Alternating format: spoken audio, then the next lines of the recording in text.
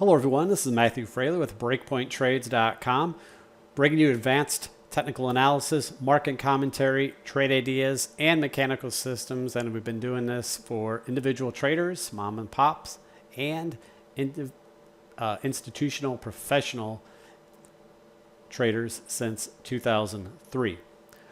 It's been about a week since I posted a video on YouTube, so I figured it was about time to post another update on the market. I'm also going to discuss some of our mechanical trading systems.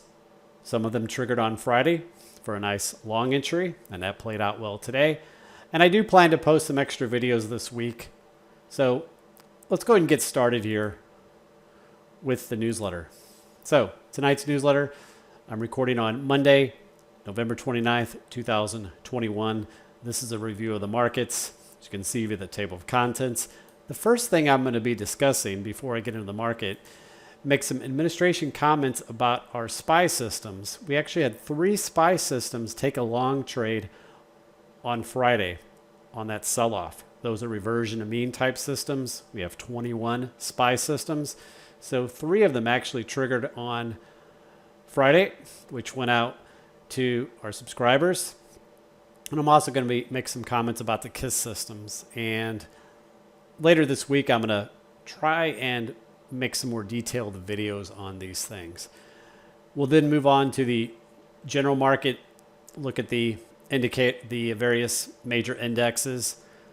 We'll look at a few major indicators. By the way, the VIX and the VVIX, when I triggered a buy signal today, so we'll see if we get some follow through to that. We'll also look at bonds, TLT, JNK. We'll look at a few of the market sectors. We'll look at the US dollar, some various commodities, precious metals, GDX. Finally, I'll review some trade ideas from the previous week.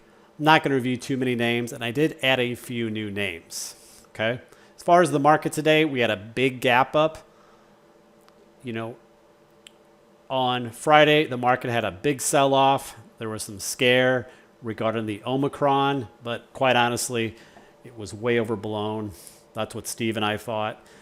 And so despite the fear mongering on the weekend, futures actually opened up on Sunday and we had a strong gap up today. I think on the weekend also Goldman Sachs came out and said that, it was much to do about nothing. But anyway, nice move in the market today, gap up. Most of the indexes and sectors closed to the upside, but that doesn't mean it's all roses. The Nasdaq in particular had negative breadth. That means there were more decliners than advancers. Okay.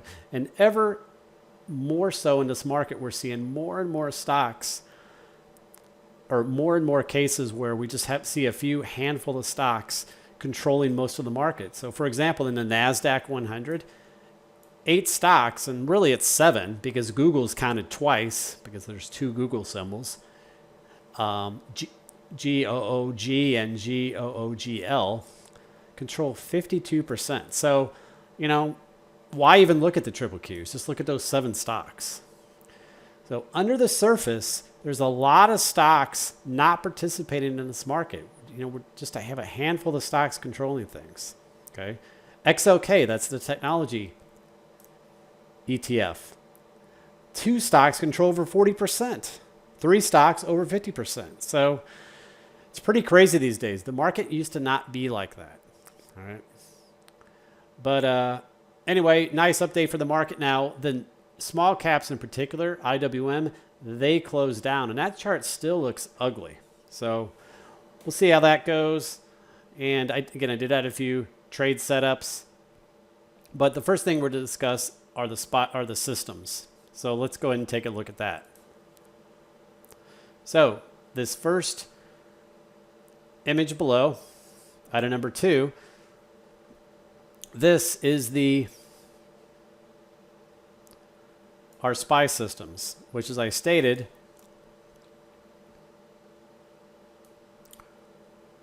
we had 3 of these systems take a long trade on Friday. I apologize, guys. This is a fairly big image, so it's hard to get in the view here.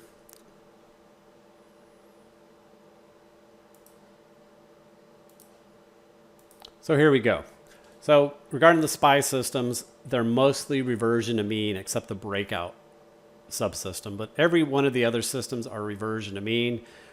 We have around 11 or 12 long subsystems. We have 9 short subsystems, which haven't been doing any trades this year. But on Friday, we had that big sell-off and 3 of the subsystems triggered. Remember, they're their own systems, but we have 21 systems. So the QEBTS triggered. This chart here, I have 10 of the systems on one chart. Down here, I have the trend pullback. I have that as a separate thing. And there's 2 charts here because I have 2 versions of it. I have the original version. I have an aggressive exit version. All right. Now, this one almost exited today. It needed a little higher close below a short-term moving average like the 8 or 9 day simple moving average. Again, it's a reversion to mean system. You get a pullback and an uptrend. It look, an oversold condition. It looks to sees a statistical trade opportunity. It gets in. You get reversion to mean, rubber band bounce. It gets out. So this one almost exited today. Should we get a follow through move tomorrow? I would expect this version to exit, and I will email my subscribers. The CCI oversold system that also went long on Friday, it is still holding. So it's possible, again, just to recap, that this subsystem will exit.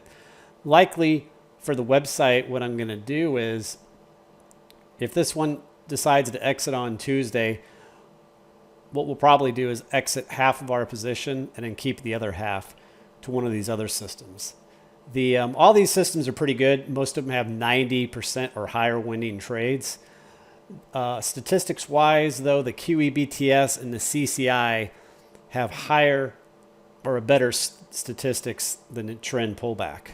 Profit factors of over 20. So that's my plan with that. But we'll see what happens tomorrow. Clearly, we closed off the highs, but I'm hoping we get a little bit follow through. Futures are up this evening. Okay. So let's go ahead and move on to the rest of the newsletter.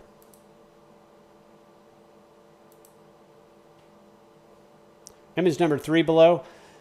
This is the S&P KISS system. So this is our attempt at a trend type following system. And as you know, it's been in development for a while, not fully finished. But I did make some interesting breakthroughs on this, and I'm planning to do an extensive video to discuss the changes of this. So I'll be sending this to subscribers of Breakpoint Trades. So the DVTs, think of them as higher lows. Now, notice we had a DVT technically hit on Friday, but we also have a lower level here that kind of like passing a baton off in a relay race where, one runner passes the baton on to the other. Whenever we're above this indicator, I'm likely going to use this as a wider stop for an overall trend. Okay. But I bring this up for a reason, which I'm going to do a more extensive video on it. But the KISS systems and the SPY reversion to mean systems are different trade concepts. So, like I said, the KISS systems try to get in a trend and stick with that trend as long as possible. Whereas the reversion to mean systems, they're mostly in cash. They look for statistical trade opportunities. When the market, say, is an uptrend and you get a pullback, they get in and get out. Sort of like, an example of a reversion to mean system would be a Larry Connor's RSI2 system. When you're above the 200-day moving average, the market pulls back, a 2-length RSI gets oversold, so you enter long, then you sell that trade when price closes back above a 8-day simple moving average. It's a winning strategy, but it doesn't do that many trades. So that's what the reversion to mean system trades are. But really, one thing we've talked about is combining both type systems, a reversion to mean and trend following. So here's your daily trend following. So when we look at the reversion to mean, let's take a look at that. So image number 4 below. So here's an example of, say, SPY on a trending daily system with the DVTs along with the SPY reversion to mean type systems. And so what you'll see here is as the SPY system is long and it gets pullbacks where the trend type system gets out, like back here in September, it would have stopped out. Well, notice the reversion to mean SPY system would have taken 2 entries right there for a winning trade. Then the SPY system took an entry here in late September, basically almost at the lows, and it took it before the trend system got back in, which was right here. The comment Steve and I have always made for the last year or two is that, you know, if you're using the daily trend system and you're wanting to get back in, looking for entries, you could use the SPY system, because the SPY system is going to do a lot of these reversion to mean type long trades whenever the KISS system is out. That's a great example here. Notice, you know, one thing someone could have done is taken this trade, made a nice profit, then taken this trade here, and then if the trend type system triggered back long, you could make the decision to just go ahead and stay long by that. Or you could do both, either regardless. So this is a good example because notice that the DVT on the daily here would have been hit on Friday, but one of the SPY systems triggered long. So that might have been a trigger to say, hey, I'm not going to exit. I'm just going to stay long because that is going long. Whatever. But it's a good example, guys, of using both systems together. I will do an extensive video on its own, hopefully later this week. All right, let's go ahead and move on with the newsletter. So, we're back to the market. So, item number 5 shows the index sector table, what transpired today. So you can see the major indexes up with the Nasdaq 100 leading. Remember, everything's about big tech anymore, let's face it. And the small caps continue to underperform. They look ugly on the chart, which I'll show when we get to it below. Most of the major sectors were up today, except for just a few. Drugs, metals and mining, retail. US dollar up today, 0.2%. Cryptocurrencies mostly to the upside. They bounced over the weekend. Commodities. Interesting moves here. On a whole, the commodity ETF was flat, but you know, crude oil was up today, up 2.6%. The chart still needs a lot of work, though. Natural gas, though, down over 11%. There's a major support below that it may go to. If it does, I'll be a buyer there. I'll talk about that when I get to it. All the ags were down today, as you can see. Corn, wheat, coffee, sugar. Precious metals down. They can't really catch a bid. The stocks were flat, GDX. And bonds, high yield corporate up with the market. TLT down. Next. Item number 6 shows the economic news calendar for this week. So tomorrow, November 30th, Chicago PMI, FHA housing index. All right, guys, let's move to the index charts.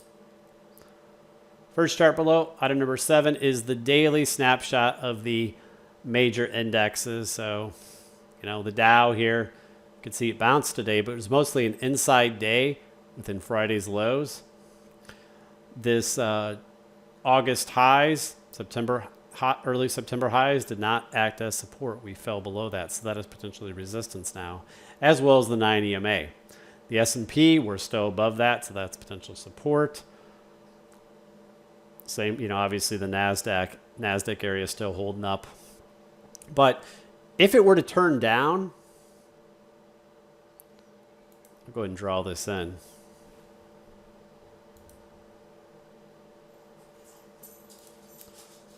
You know, you could form a little head and shoulder here if it were to curl down from here. So it really needs to follow through here. The small caps, IWM at the very bottom, you could see how really weak they are. This horizontal line here did not act as support. That was lost last week below the lower Bollinger Bands. Man, ugly the small caps. Next. Moving into the S&P 500 charts, here's the daily. So again, you can see the big sell-off on Friday. Bounce today, but notice the bounce stalling at the 9 EMA and 20-day moving average. So clearly, the bulls still need to get this going. This is still resistance. Here's the fibs. These are major supports below. Should we come back down to those areas? By the way, regarding the SPY systems, let's say the market were just to reverse down from here and take out Friday's lows.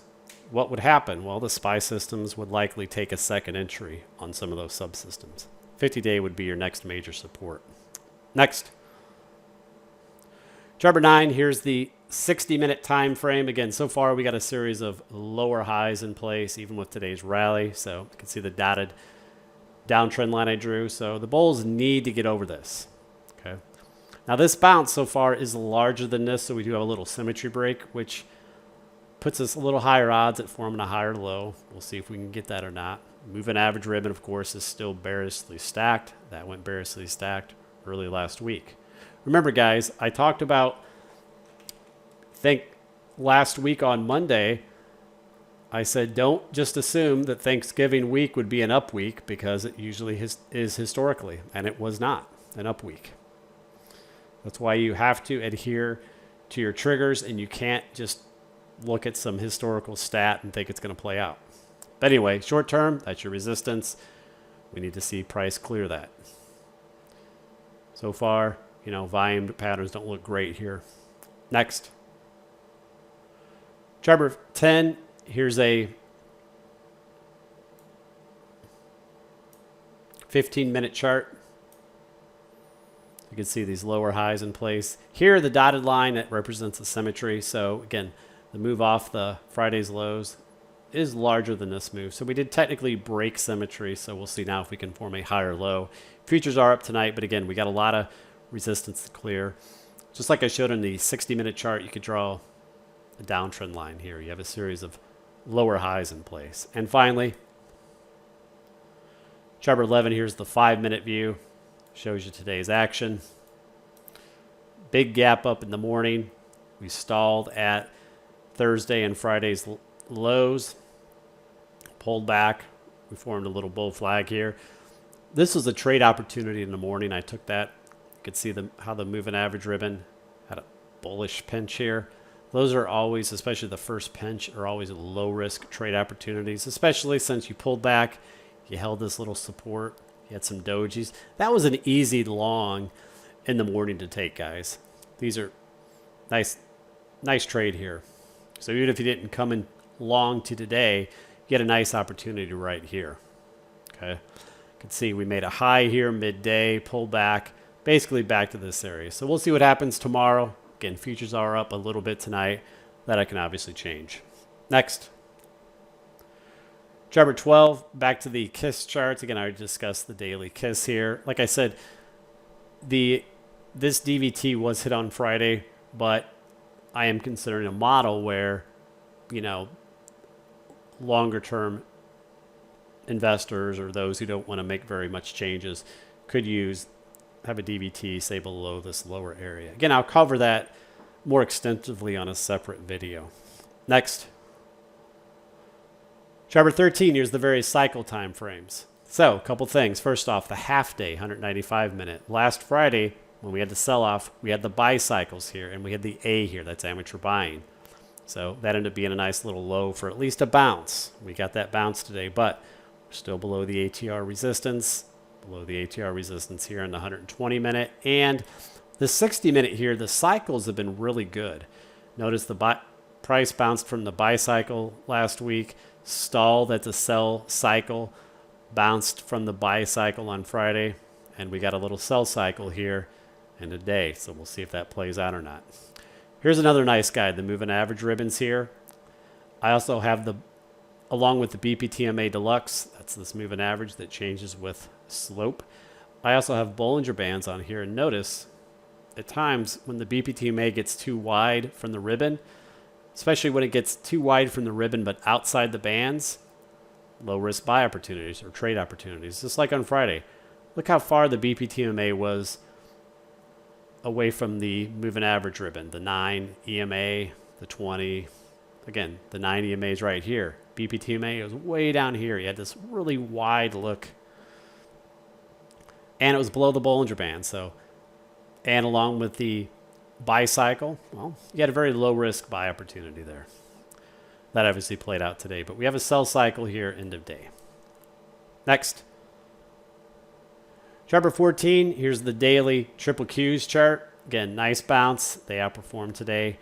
So the only concern I would have is if this forms a lower high, you could see how it could form a little head and shoulder if it were to come right down and take out Friday's lows. That would not be good. Okay. Again, take a look at this here. And this is my problem with the market going forward longer term. You basically have, it says 8 stocks, but really you have 7 stocks because you have Google here twice.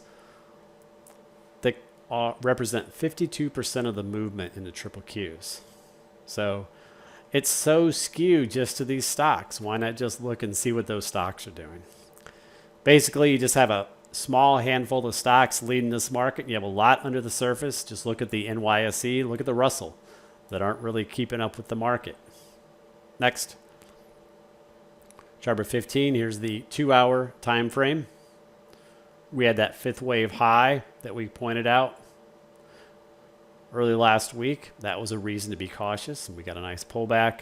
The bullish view would be that was maybe wave 1 of 5, and this is wave 2, and then we can get a wave 3 up. So we'll see what happens. Again, we had a little divergence here at Friday's lows.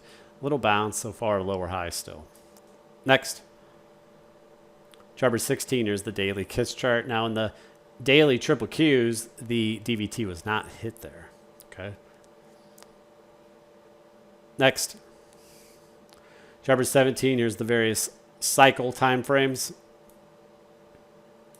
Again, very similar to the S&P. We had the amateur buying buy cycle on Friday. We got a bounce from it, but we're below the ATR there.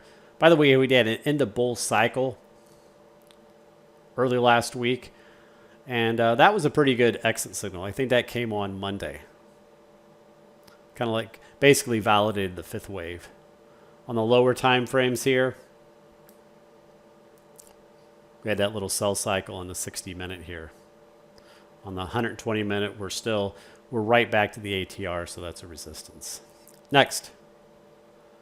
Chart number 18, IWM small caps. So first off, as you know, small caps were in this range for 9 months. They busted out of this range in late October. They had a nice move up. They got overbought. You had a black candle here. Your moving average ribbon got wide. So it was due for that pullback. That was actually a good shorting opportunity. But initially at the time, I thought maybe it could pull back and hold this horizontal area, but it did not.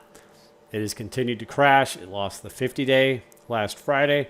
And today, look at this. It opened up and it closed down despite the up day in the market. So a lot of names under the surface have been weak, guys. This still looks quite ugly. We are oversold in the short term, though. Next. Chart number 19, here's the 60-minute time frame. So remember last week I was talking about this open gap being a target. Well, that was obviously hit on middle of the week, and then it was on Friday we went down, and still really not much of a pattern here, guys. Look at the MACD. There's no divergence. There's nothing. So still quite an ugly chart. You can see your moving average ribbon flipped bearish. Oh, about 2 weeks ago. So that does it for the market. Let's go ahead and move on. Chart number 20, here's the VIX. So one thing to note, the VIX did close back inside its upper Bollinger Band, so that's a buy signal. Now the last buy signal didn't work too good. That triggered on Thursday, and then we got the move down on Friday. But besides that signal, the signals have been pretty good on the VIX when it closes outside the bands and then closes back inside. You can see the vertical lines represents the buy signals this year. And overall, they've been really good. You can go back years. Usually it's a pretty good signal. Again, the last one wasn't too great from last week, but we got a new one today. We'll see if that pans out or not. Next. Chart number 21, here's the VVIX with the Bollinger Band. So it too also closed inside its upper Bollinger Bands. It basically gives you very similar signals to the VIX. Sometimes they're a day different, but they're both basically saying the same thing. Next. Chart number 22, here's the VVIX with the focus on the 110 VOMA line. Again, this gave a great sell signal, over a week ago? whenever this thing first goes above 110, always pay attention, guys. You know, again, right now, it doesn't have any use for me. It gave a nice short opportunity up here. It played out. So for me, this indicator will be useful again when it comes back below 110, and then it'll be triggered for a new trigger back above 110. But it did give a nice signal back here.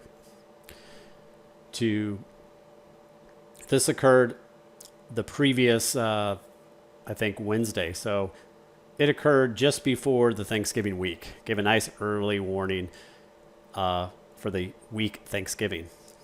Next. Look at some of these other indicators, these breadth indicators. So here's the Nasdaq up here.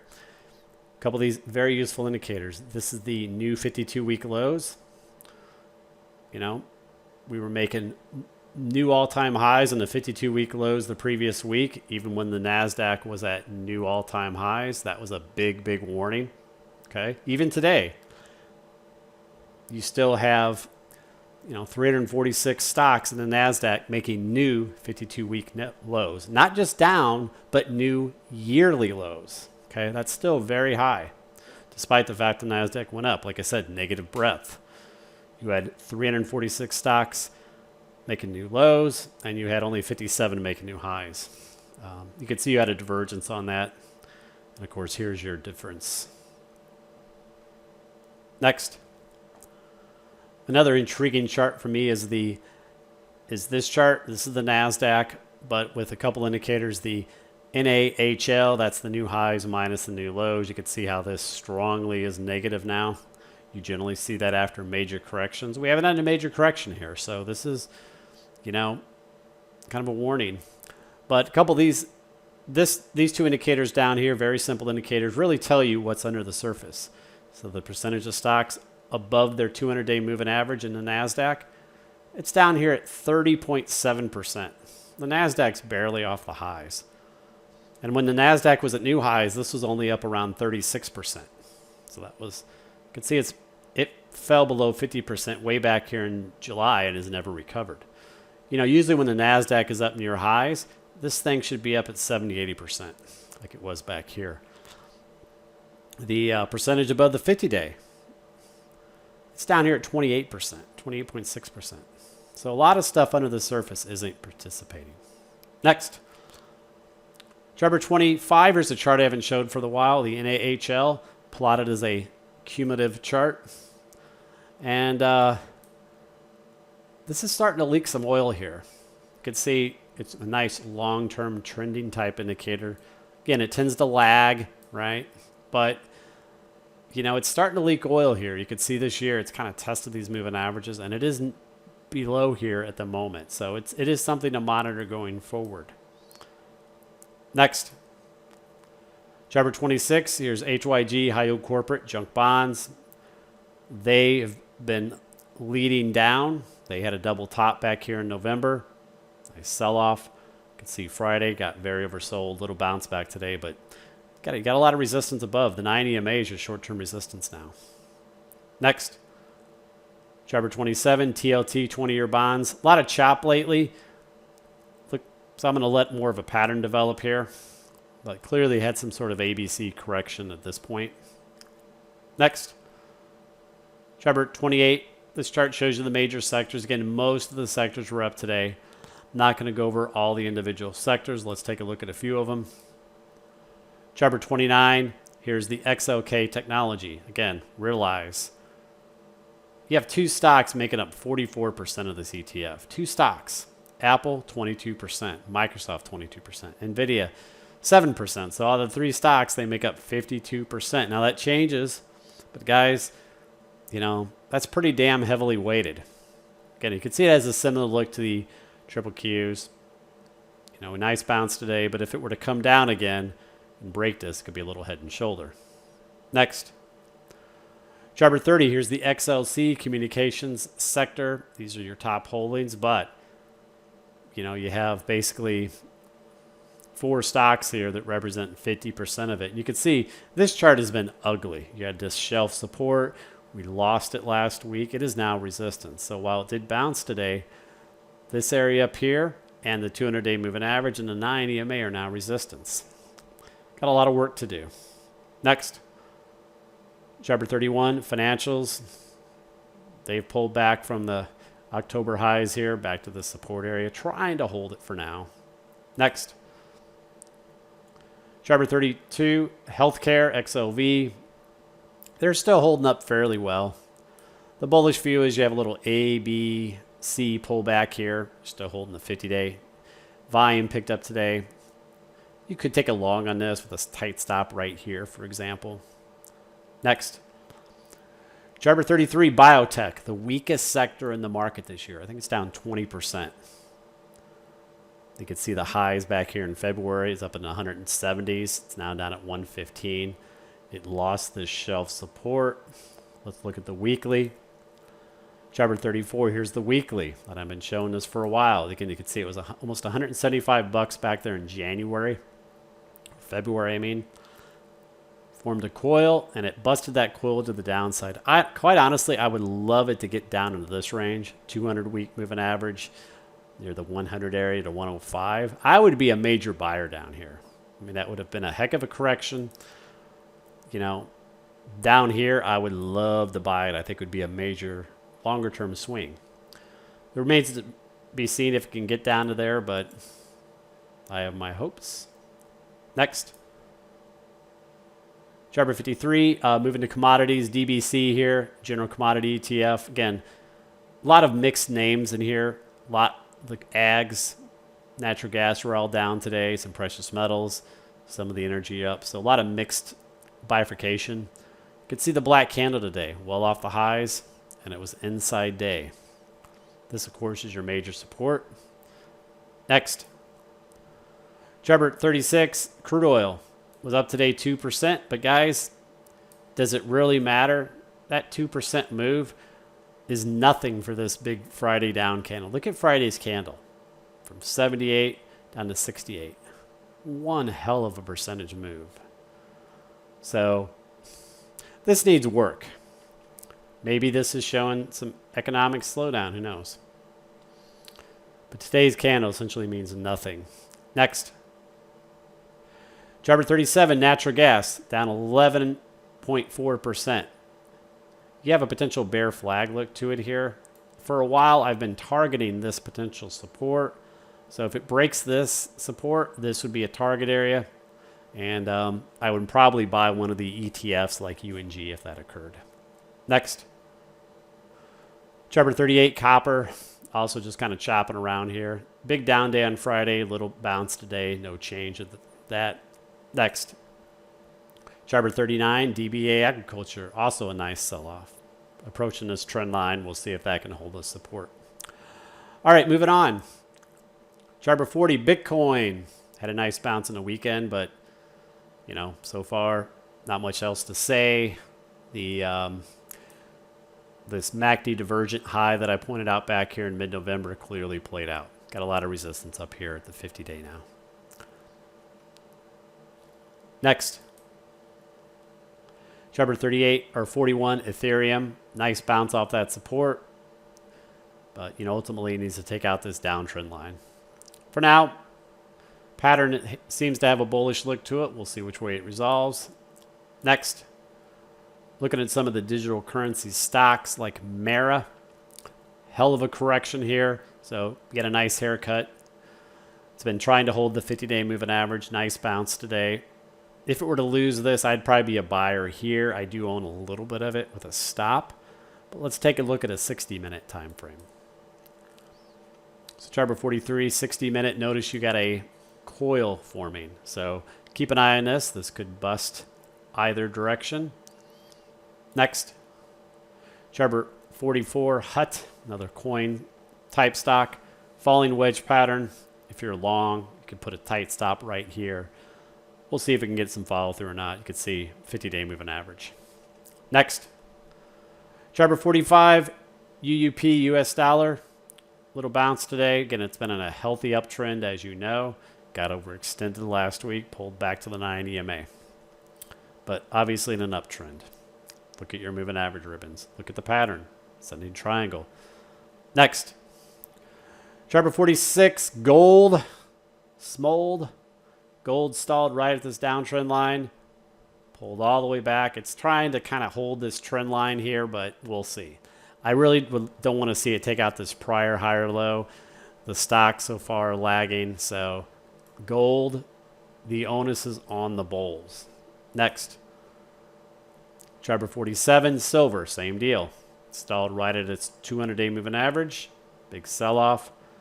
Slice through that uptrend line. And this one took out that last higher low. Next. Chart 48, GDX. Still holding that higher low. But, the onus is on the bulls now. Needs to hold this area. Next. Chart 49, GDX on a 2-hour time frame. You can see this broken uptrend line, which is now potentially resistance. So if it bounces tomorrow, this is resistance. All right, guys, let's follow up with trade ideas. Chart 50, EW was in a coil pattern. It broke down last week for a short. Nice play so far. Take some profits, trail your stops down. Next. Chart 51, Rick, another short idea of ours from a couple weeks ago. Look how well that sucker's played out from that tight coil. We like these tight coils because they produce explosive moves. Next. Chart 52, ASAN, another pattern that broke to the downside for a short. In fact, this bounce looks like a bear flag bounce. Next. Chart 53, Wix was a short idea 2 weeks ago on this trend line break. It's played out beautifully. Next. Chart 54, Stitch Fix was a short idea of ours twice. Once back in October, once here in November. It's played out beautifully. And look, despite the market being up today, this was down. This is also a good example, guys, of a lot of larger stocks under the surface that have been getting hit or in new 52-week net lows. This thing was in the 60s back here. It's now in the low 20s. Next. Chart 55, FCUV, one of my long ideas from last week over this trend line. Nice move the last couple days. Next. Chart 56, GOEV, long idea from last week was a little flag. Nice little play on that. Next. Chart 57, TMUS was on the list last week. Never really triggered long, but notice today, well off the lows, got a long-legged doji hammer type candle. So if it were to, this is one to watch. Maybe you could have a tight long trigger over the high of today's doji with a stop. But again, you need a trigger. It's obviously in a pretty steep downtrend. Next. Chart 58, Zebra. This is also a longer-term Motley Fool play. This was a long idea, by the way, we had back here in October. And off the 200-day. It was an easy setup. Made sense. Beautiful play. And it is now set up to a nice coil. The volume patterns look good. Again, this is a very bullish setup. Probably one of my favorite long ideas in this newsletter. If I were to trigger long here, a swing stop would basically be right here. Today's lows or Friday's lows. Next. Chart 59, Disney, weekly chart. This bearish pattern continues to play out. I showed this well over a month ago. It lost that shelf support. These could be the longer term areas down here, the open gap and maybe that 137 area. Next. Chart 60, here's the daily. Now, very short term, I'm looking for a potential bounce. Remember, you need a trigger. You have a doji candlestick. Volume is starting to wane a little bit. It's had a pretty good sell-off here. There's no divergence in the RSI indicators or MACD, and you wouldn't have it on something like that. But what you got here is you have divergence on the CCI. The CCI went below negative 200 and has a divergence. So it is set up for a potential CCI bungee bounce play. A long trigger would be over today's highs with a, basically a target at the 9 EMA. So that's all you're really counting on is a reversion to mean type bounce. Next. Chart 61, AFMD from last week, a long idea. It's still a valid setup, never triggered. Next. Moving on to some new setups, CNP, it's an energy stock. You have a cup and handle type breakout play here, resistance around the 2690. Next. Charter 63, ATXI. Big up move today on big volume, a low price stock. If it gets some momentum follow through, maybe a long idea could be above today's highs or above that 178. It's obviously very volatile, so be careful. It's a biotech stock, so clearly some news item. Next, Charter 64, PBR, another energy type stock, forming a big coil pattern, something to monitor. Quite honestly, I'd prefer a little pullback here at this trend line, form a higher low. Next, Charter 65, NTAP. Notice this last pullback, ABC type pullback, found support near previous resistance. It's rallied up here on higher volume. Looks interesting. So there you go, guys. We'll see if we get some follow through tomorrow. There are concerns with the market here. So again, the onus is still on the bulls, and I'll keep you updated on the SPY systems. I'm hoping we can at least get one of those systems triggered out just to lock in some gains, because I just still see some concerns under the surface. Anyway, guys, that does it. Take care. See you on Tuesday.